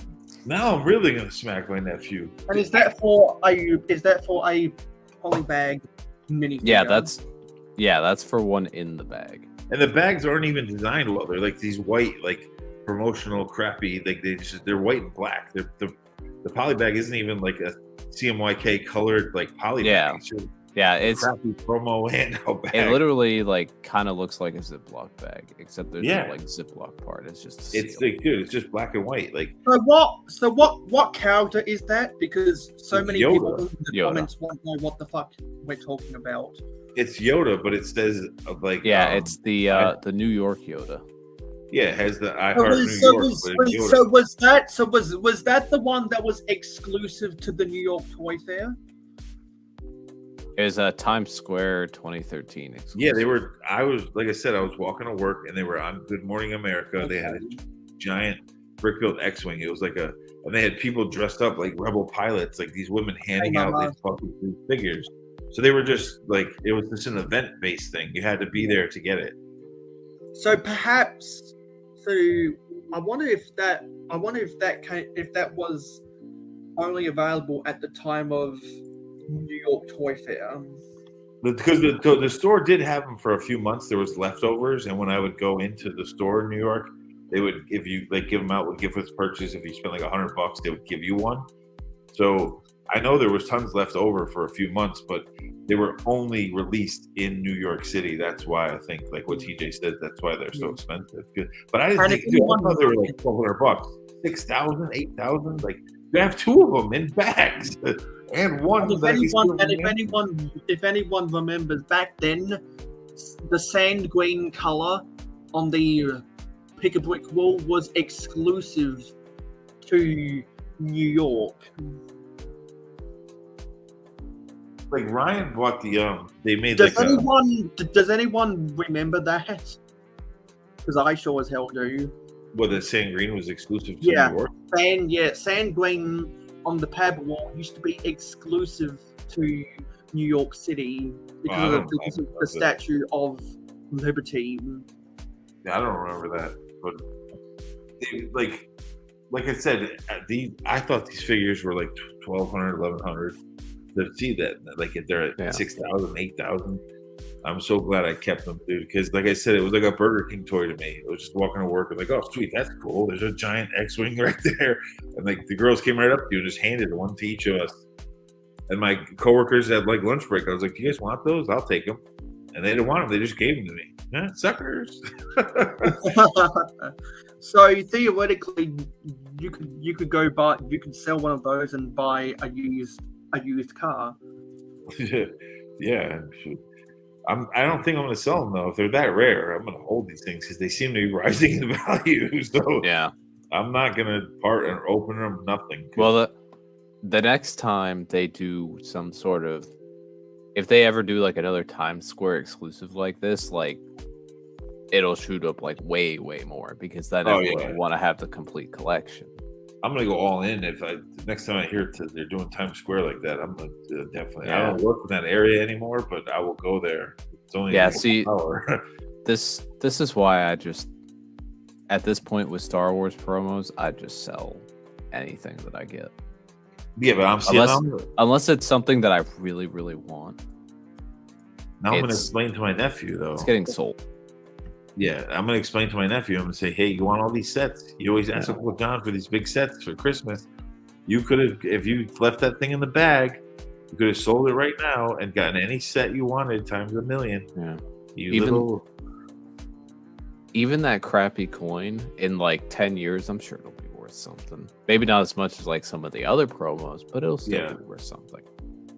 But I didn't get it because I bought some Ninjago dragons instead. Like that Darth Vader light up fig I showed you. Ryan said that too. He's like, if you left that in the bag, that thing was worth like a grand. Probably now it's probably like 4 or 5. Who knows? But I had to open it. I wanted to see if it worked. I wanted to see it light up. Like, come on. Yeah. So there's 5 minutes to go before we send everyone over to the Ben's Brick Design live stream. Does anyone have any plugs for their social media before we get on out of here? Good Morning Brook World on Sundays over on Brookhive's channel. And also make sure to let Khan know that I'm almost that they might have to do a celebration for me at 550 subscribers. Yeah. And let's get two more subscribers, everybody. Also, in an hour from now, the DC show over on GLS. Oh, we're only one subscriber away. Someone must have subscribed who watched my YouTube short. Yeah, I usually catch the DC show right after ACOB. Yeah, it unfortunately we have to overstream ACOB. It's not just how the schedule works, but yeah. For any of the ACOB boys watching, I always leave it running in the background. Yeah, I always do the replay gang with that show. Yeah, we got some stuff to talk about this week. So I'll put up the link so people can put it in their browser to watch the Ben's Brick Design live stream next, because I told him I was gonna do that. Yeah, I usually catch his streams too. Usually I'm live in his streams, but on Thursdays I have to juggle around. So I have my duty to promote the ACOB shirt, so that's what I do. Well, with that being said, this has been a good May the 4th be with you. Revenge of the 5th day for me. I uploaded a short, I uploaded a video, and I've uploaded this live stream right now. So everyone should definitely go back and watch my video about this mock. I am so proud with the way I got it finished. I was toiling away for the past 2 months. It has been a labor of love, and I am so proud that I was able to get it done before May the 4th be with you, so that I could film that video about it, which, by the way, is my first video I have ever edited on my MacBook Pro, which is why the music is so much better, and I'll be able to use a whole lot more music options in the future when I go to edit my videos, and that was the first one, and I'm really proud about it. So we're only one subscriber away from 550, so I'm pretty confident before I go live again, actually in 23 hours, because the way myself and a chip off the old block toys have configured it, he does his live stream 1 hour before every episode of Real Whole Egg. Since he pays for StreamYard, I can stream his stream as a guest, and we decided, you know what? Instead of me having my own live stream and him having his own live stream, why don't we just combine them into the one broadcast? And that's what we're going to do from now on. So at 8 p.m.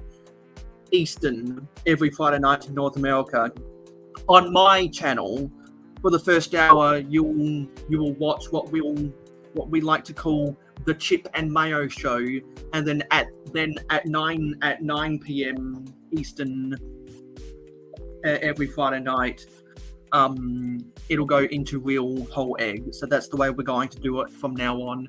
Going to do it as the one broadcast so that people don't get bombarded with different notifications. Anyway, I'll see everyone in 23 hours back on the mayohosko channel, and I'll see everyone else on their live streams for May the 4th be with you. Let's quickly go over everyone who got up in the comments. So we had we had YOLO X, Chef T, Wixine, Coconut Brick Studios, Stud Cities, who was on the panel, John Sapola, Brother from Another Brick, C&B Studios, a couple of Brickheads, Brick Hive, Finny Tapu, Nate Mr. Blue, Mama Lego, and that was everyone. Fantastic. So thank you for watching. I'll see you on my next live stream in 23 hours. I'll see everyone on my next video this Sunday, Monday, and probably see you in more YouTube shorts around with Star Wars stuff in them, because I want to milk that cash cow, try and get some more subscribers.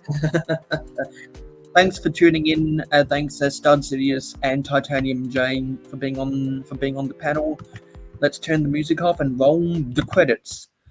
Bye guys. Give you the credits to go and tune in to Ben's Brick Designs live stream.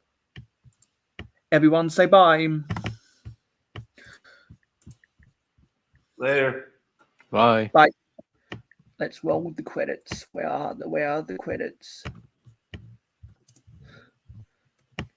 Where are they? May the third degree burns be with you. Yes. Let's roll the credits. Thank you for supporting mayohosko Media. Your viewership is very important to us. Tell YouTube you like us by smashing the like button. Let your thoughts be known in the comments down below. Never miss out on any more LEGO content from us by hitting the subscribe button and ringing the notification bell. Stay tuned for live streams every Friday night at 9 PM Eastern in North America, and monthly city updates on the last Wednesday or Thursday of every month. If you like Minecraft and gaming streams, follow us on Twitch, mayo_hosko, no capital letters. Twitch streams every Saturday morning at 8 AM Eastern in North America.